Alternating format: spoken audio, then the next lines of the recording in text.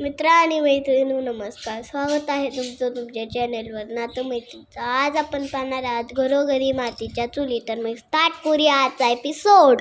सुमित्रा आई त्यांच्या रूममध्ये झोपलेल्या असतात आणि जानकी नानाला म्हणते, नाना आईला शुद्ध येते. आणि आई उठून बसतात. आईला जानकी म्हणते, आई आई सावकाश सावकाश उठा. आणि आई त्याच्या हाताला झटका देते आणि म्हणते, सोड मला, लांब हो माझ्यापासून. झालं ना तुझ्या मनासारखं, मिळाली ना ऋषिकेशला आई. आणि हे सगळं सारंग मागून पाहत असतो. त्याचं तोंड मात्र बारीक झालेलं असतं. आता माझं या घरात काय काम, जाऊ द्या मला, असं म्हणते आणि आई उठायला जाते. आणि ऋषिकेश म्हणतो, आई अगं नको ना असं करू. आणि सुमित्रा आई ऋषिकेशला म्हणतात, आई मी नाही तुझी आई, तुझी तर आई ती आहे पार्वती. सुमित्रा आई ऋषिकेशला रडत रडत म्हणतात, मग आता 4-4 वेळा म्हणालास माझी आई आहे ही, माझी आई आहे ही, ती माझीच आई आहे म्हणालास ना. हे पहा, मला आता या घरामध्ये कोणाचं मिंद बनून नाही राहायचंय. मी जेव्हा या घरामध्ये पहिल्यांदा पाऊल टाकलं होतं ना, तेव्हा मी माझ्या तान्ह्या ऋषिकेशला, या घराला खूप प्रेमाने सांभाळलं होतं. आता काय काम आहे माझं इथे. सगळ्यांना सगळं मिळालं, ऋषिकेशला आई मिळाली, मी मात्र माझा मुलगा गमावला, असं म्हणत असते आणि रडत असते. हे ऐकून सारंग सुमित्रा आईच्या जवळ जातो. तो भावनाच्या भरात बोलतो की त्याला दुःख होतं काय माहिती नाही. आणि म्हणतो, आई अगं असं नको ना बोलू, मी आहे ना तुझ्या बरोबर. आई सारंगला म्हणते, तू आहेस रे बाळा, पण माझा ऋषिकेश माझा नाही, माझं घर माझं नाही, माझी माणसं माझी नाहीत. आणि त्यावर नाना म्हणतात, बस झालं सुमित्रा आता. अगं हे घर तुझं आहे, इथली माणसं तुझी आहेत, तू कुठेही जाणार नाहीयेस. आणि त्यावर सुमित्रा आई म्हणतात, नाही असं नाही होणार, तुम्ही मला अडवू नका. मी जे बोलले, मी जे ठरवले तसंच होणार. मी म्हणाले होते, ही बाई जर खरी पार्वती असेल तर हे घर सोडून मी जाईल. आणि हे जानकीला बोललेलं आठवतं. मग आता मला माझ्या बोलल्याप्रमाणे वागलंच पाहिजे, असं म्हणते सुमित्रा आई आणि जागची उठते, म्हणजे बेडवरून उठते आणि चालायला निघते. ऋषिकेश आई करतो आणि आईचे पाय धरतो आणि म्हणतो, नाही आई, मी तुला कुठेही जाऊ देणार नाही, तू कुठेही जायचं नाहीस. आणि हे ऐकून सुमित्रा आई जोरजोरात रडत असते. सुमित्रा आई पायाला झटका देते आणि ऋषिकेशला म्हणते, बाजूला होतो. आणि ऋषिकेश म्हणतो, नाही आई, मी नाही दूर होणार. मला जन्म देणारी आई आली म्हणून, ज्या आईने मला लहानाचं मोठं केलं, त्या आईला मी असं नाही जाऊ देऊ शकत. ती आई आली म्हणून तुझं महत्त्व नाही कमी होऊ शकत ग. सुमित्रा आई, जानकी आणि ऋषिकेश तिघेही रडत असतात. आणि ऋषिकेश म्हणतो, तू मला असं सोडून नाही जाऊ शकत आई. आणि असं नको ना बोलू की मी तुझा मुलगा नाहीये, तू माझी आई नाहीयेस हे म्हणू नकोस ग, मला खूप त्रास होतोय. आई तू मला प्रेम केलंस, माया केलीस, मला सांभाळलंस, लहानाचं मोठं केलंस, हे सगळं कसं संपून जाईल सांग ना ग. प्रेक्षको, सारंग आणि ऐश्वर्याचे खूप नाटकं चालू आहेत. आणि हे नाटकं बघून जानकीला कळालंय, तरीही जानकी सांगू शकत नाही. बघूया काय होतं. आणि ऋषिकेश म्हणतो, पार्वती आई पेक्षा तू माझी आई जास्त आहेस. ऋषिकेश म्हणतो, आई तू कुठेही जाणार नाहीस आई, मी तुला कुठेही जाऊ देणार नाही. ते असं पाय पकडून सुमित्रा आईचं म्हणत असतो. आणि सुमित्रा आई कसं तरी त्याच्या हातात ऋषिकेशने तिचा पाय पकडलेला असतो. सुमित्रा आई कसं तरी करून पाय काढते आणि पुढे जाते आणि म्हणते, हे सगळं बोलायची गोष्ट आहे ऋषिकेश. सगळे सुमित्रा आईकडे मुटक पाहत असतात. आणि डबल सुमित्रा म्हणते, हा ती बाई पार्वती, तिने आधी माझा हक मागितला, नंतर माझा मुलगा ऋषिकेश मागितला, आणि आता त्या बाईच्या मागं तर सगळे माणसं मागे पुढे चलतच राहतात. आणि मागे सॅड असं सॉन्ग चालत असतं. आणि नंतर सुमित्रा आई म्हणते की मग माझी गरजच काय, मला जाऊ दे रे. आणि मग ऋषिकेश म्हणतो, दरवाजाजवळ जातो आणि म्हणतो, आई तुला माझी शपथ. आणि मग असे हात असे पुढे करतो. आणि आई सुमित्रा आईला जाऊ देत नसतो. दो. आणि ऋषिकेश म्हणतो, तू कुठंही जाऊ शकणार नाहीस, तुझा माझ्यावरचा हक्क कमी होऊच शकत नाही. आणि मग ऋषिकेश ते विचारात पडलेला असतो. आणि मग सुमित्रा आई म्हणते, हे तुझ्या बायकोला मान्य आहे का. आणि जानकी थोडासा वेट करून म्हणते, आई अहो असं काय करताय, असं काय बोलताय, ऐकून तर घ्या मी काय बोलते. आणि मग सुमित्रा आई रागात म्हणतात, काय बोलतीयस, आणि मग सुमित्रा आई म्हणते, काय ग का म्हणतेस डबल डबल मध्ये मध्ये मध्ये असं बोट करून मदत असते मध्ये मध्ये मध्ये. घरात वडीलधारी माणसं असतानाही तू असं बोलतेस आणि तू मध्ये मध्ये का निर्णय देत असतेस. ओ सॉरी, निर्णय आहे ते. का आमचं कधीच ऐकत नाहीस. आणि सुमित्रा आईच्या डोळ्यात अश्रू आलेले असतात आणि म्हणते, मी म्हणले होते ना त्या बाईला घरात घेऊ नकोस, तरी तू का घेतलंस. मी तुला म्हणलं होतं कुटुंब कलश घरात घेऊ नकोस, तरी तू घेतलंस. का ऐकलं नाहीस माझं. आणि आज आत्ता म्हणत होतीस असं म्हणते आणि आता काय म्हणलीस. ही बाई आज म्हणलीस की ही बाई ऋषिकेशची आई नाहीये. अगं करून सोडून नारायण कवापासून घालायला लागलीस तू. आणि मग सुमित्रा डबल म्हणते, असं तुटकपणा का करतेस तू, असं का वागतेस तू. तुला आत्ता काय म्हणायचंय, ही बाई ऋषिकेशची आई नाहीये. तूच समजून सांग. म्हणजे हे रिपोर्ट्स खोटे आहेत का. जानकीच्या डोळ्यात पाणी आलेले असतं, म्हणजे की त्याचे अश्रू पुसते आणि म्हणते, हे बघा आई, असं काहीच नाही आहे. मला वाटतंय ह्या रिपोर्टमध्ये काही ना काहीतरी गडबड आहे. आणि मग ऋषिकेश म्हणतो, जानकी बस कर आता. आणि ऋषिकेश डबल म्हणतो, बस कर आता, बस कर. आणि मग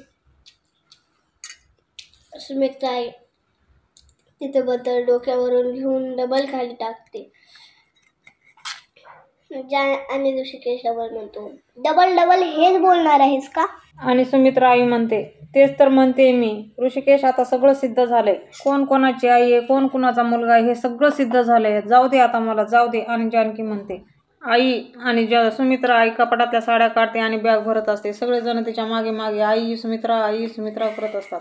जानकी म्हणते, प्लीज आई असं नका करू. मी जर तुम्हाला बोललेलं आवडत नसेल ना, तर मी घरामध्ये एकही शब्द नाही बोलणार. जानकी रडत रडत आईला हात जोडते आणि म्हणते, प्लीज आई, पण तुम्ही घर सोडून जाऊ नका. जानकी परत रडत रडत म्हणते, आई मी हात जोडते तुमच्या समोर. माझं काही चुकलं असेल तर प्लीज मला माफ करा. पण आईच्या हात जोडतो आणि म्हणतो, आई प्लीज, मी पाया पडतो गो तुझ्या. प्लीज मला सोडून तू कुठेही जाऊ नको. लता ऐश्वर्याला म्हणते, आयुष्यामध्ये इतके चढ उतार बघितलेत ना, आणि त्यानंतर मला माझी मुलगी मिळाली. हेच खूप आहे परमेश्वराची कृपा. आणि माझा अभिनय तुझ्या कामी येतो हे तर त्याहूनही चांगलं. आणि त्यावर ऐश्वर्या म्हणते, हो हो हो, थांब जरा, मला सुद्धा आता तुझ्यासारखा चुम्मेश्वर आणि लाजवाब अभिनय करू दे जरा. आणि लता विचारते, म्हणजे आता तू काय करणार आहेस. आणि ऐश्वर्या तिकडल्या साईडला पाहते. ऐश्वर्या तिला हातवारे करते, थांब तू इथं, मी येते असं म्हणते. आणि ती तुळशीच्या ओट्याजवळ जाते. तुळशीच्या ओट्याची माती आणि ती तर लाल देवाचा दोरा ती हातामध्ये घेते. आणि लताला म्हणते, बघ तू आता मी अशी ॲक्टिंग करते ना. सुमित्रा आईने नाही मला जवळ घेतलं तर मग बोल. आणि त्या जानकीची तर अशी वाट लावते ना, तू विचारही नाही करू शकणार. आणि नाना म्हणतात, बस कर सुमित्रा, कशाला एवढं ताणते. सुमित्रा आई म्हणते, ठीक आहे मी थांबते, पण एका अटीवर. ऋषिकेश डोळे पुसतो आणि म्हणतो, हो बोल. आणि सुमित्रा आई म्हणते, तुझ्या बायकोने माझ्याशी एकही शब्द बोलायचा नाही. मी हिच्या हातचं काही खाणार नाही, पिणार नाही, काहीच नाही. मला हिच्या हातचं पाणी सुद्धा नको, मला हिच्या हातचं काहीच नको. आणि नाना म्हणतात, अगं काय हे सुमित्रा. आणि ऋषिकेश म्हणतो, ठीक आहे आई, सगळं तुझ्या मनासारखं होईल, फक्त तू जाऊ नकोस, कुठेही जाऊ नकोस. आणि तेवढ्यामध्ये ऐश्वर्या आई आई करीत येते आणि म्हणते, आई तुम्हाला शुद्ध आली, देवच पावला म्हणायचा. हे बघा, तुम्हाला बरं वाटावं म्हणून मी मंदिरात गेले होते आणि तुमच्यासाठी हा अंगारा आणला. ऐश्वर्या तो अंगारा आईच्या कपाळाला लावते आणि म्हणते, हे लावलात ना म्हणजे पटकन बऱ्या व्हाल. आणि तिच्या हातामध्ये तो धागा बांधते आणि म्हणते, तुमच्यासाठी ना मी 100 प्रदक्षिणा घातल्या आहेत. आणि तिथून हा धागा घ्या प्रोटेक्शन म्हणून. ऋषिकेश, नाना आणि जानकी ह्या तिघांनाही हे काही तिचं खरं वाटत नाही. पण सारंग मात्र मनातल्या मनात खुश होतो आणि म्हणतो, बघितलंस का आई, ऐश्वर्याला किती काळजी आहे तुझी. खरे रे, माझंच चुकलो. इतक्या दिवस मी पितळ्याला सोनं समजत होते आणि सोन्याला पितळ. आणि जानकी तोंडावर हात ठेवून थोड्या वेळ थांबून इकडं तिकडं पाहून तिच्या रूममध्ये जाते. जानकी येऊन बेडवर बसते आणि तिला आठवतं सुमित्रा आईने म्हणलेलं, तुझ्या बायकोनी माझ्याशी एकही शब्द बोलायचा नाही. मी हिच्या हातचं काही खाणार नाही, काही पिणार नाही, मला हिच्या हातचं काही नको. आणि मग ऋषिकेश तिथं येतो आणि बघतो जानकी वाईट. आणि मग जानकी म्हणते ऋषिकेशला, मी वाईट आहे का?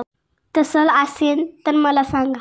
मी आईला कधीच सासू मानलं नाही, कायम त्यांना आईचा दर्जा दिला, आईच मानलं. आणि आज मला माझी आई म्हणते समोर येऊ नकोस, काय चुकलंय माझं? आणि त्यावर ऋषिकेश म्हणतो, जानकी हे बघ, काय चुकलं काय बरोबर हे बोलण्यामध्ये आता काही अर्थ नाहीये.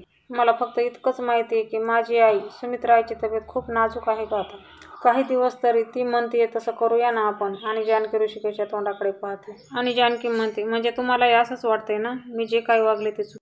त्यावर ऋषिकेश म्हणतो, तुझं वागणं चुकीचं नाहीये, पण तुझे आरोप आणि तू जे काही म्हणतेस त्याचा कुठला तरी पुरावा आहे का तुझ्याकडे?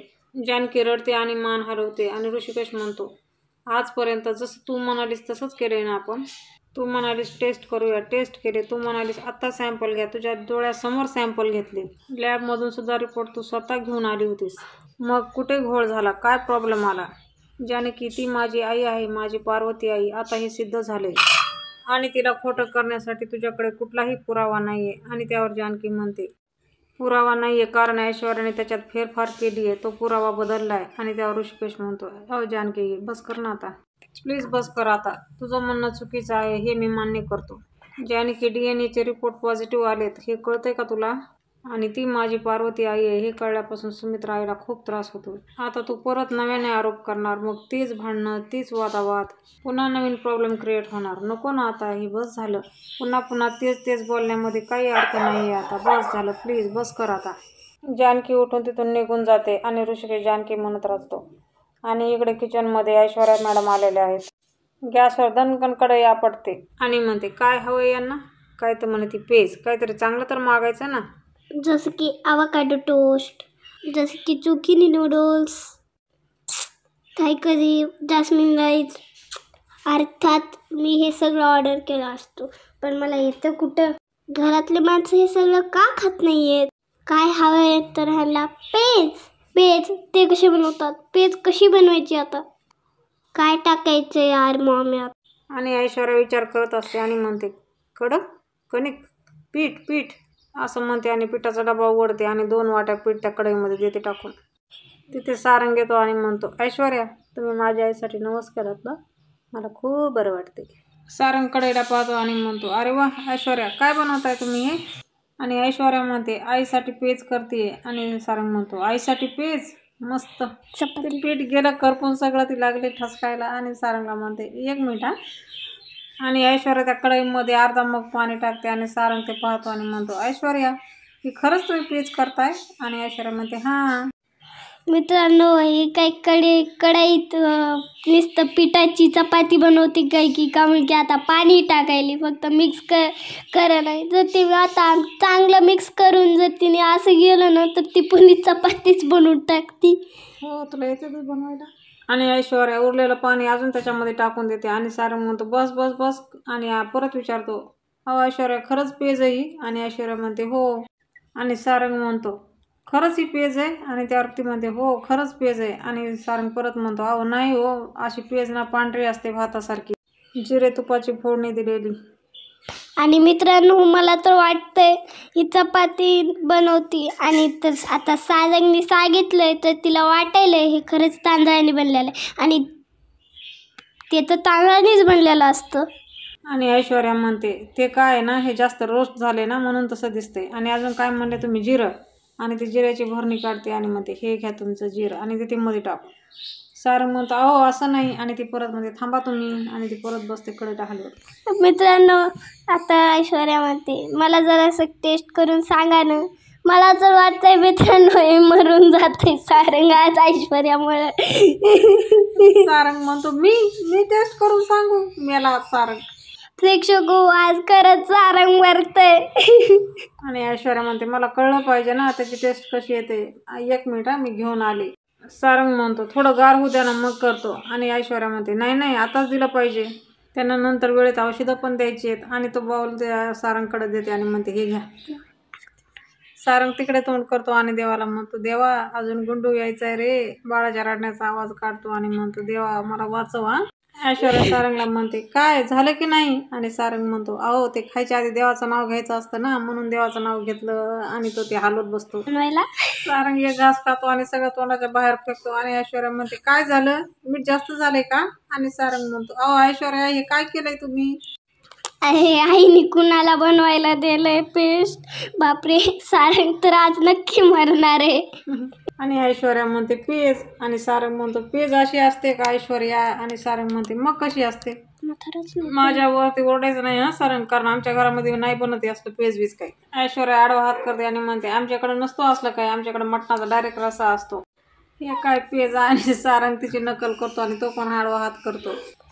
म्हणतो आमच्या घरात म्हणजे आपल्या घरातही बनतो मटणाचा रस्सा, हे जे काय तुम्ही बनवले ना ते नाही बनवतो. आणि त्यावर ऐश्वर्या म्हणते हे बघा सारंग, आणि ऐश्वर्या म्हणते आता हे जसं कसं बनलंय ना तसं जाऊन द्या आईला, त्यांना औषधं घ्यायची आहेत.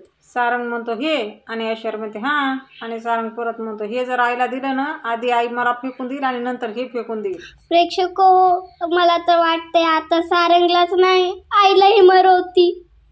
आणि सारंग म्हणतो माझ्या आईला बरं नाहीये हो, जरा चांगलं काहीतरी बनवून द्या. आणि त्यावर ऐश्वर्या म्हणते मला नाही येत चांगलं काही बनवायला.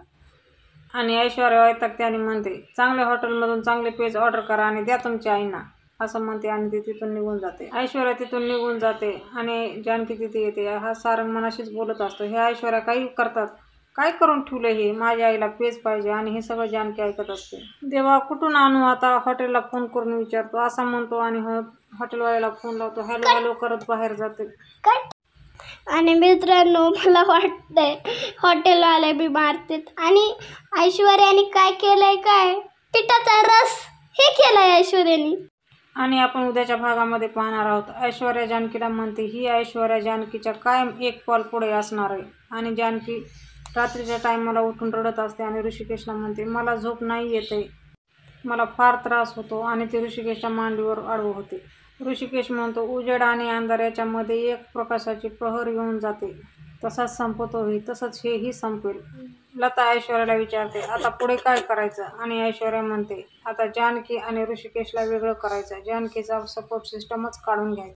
आणि असेच नवीन नवीन आणि फुल एपिसोड पाहण्यासाठी लाईक शेअर सबस्क्राईब नक्कीच करा आणि बेल आयकॉन नक्कीच प्रेस करा, कारण की आम्ही जेव्हाही नवीन नवीन एपिसोड टाकतात तेव्हा तुम्हाला नोटिफिकेशन नक्कीच मिळावी. तर भेटूया उद्याच्या भागात. Bye bye, take care.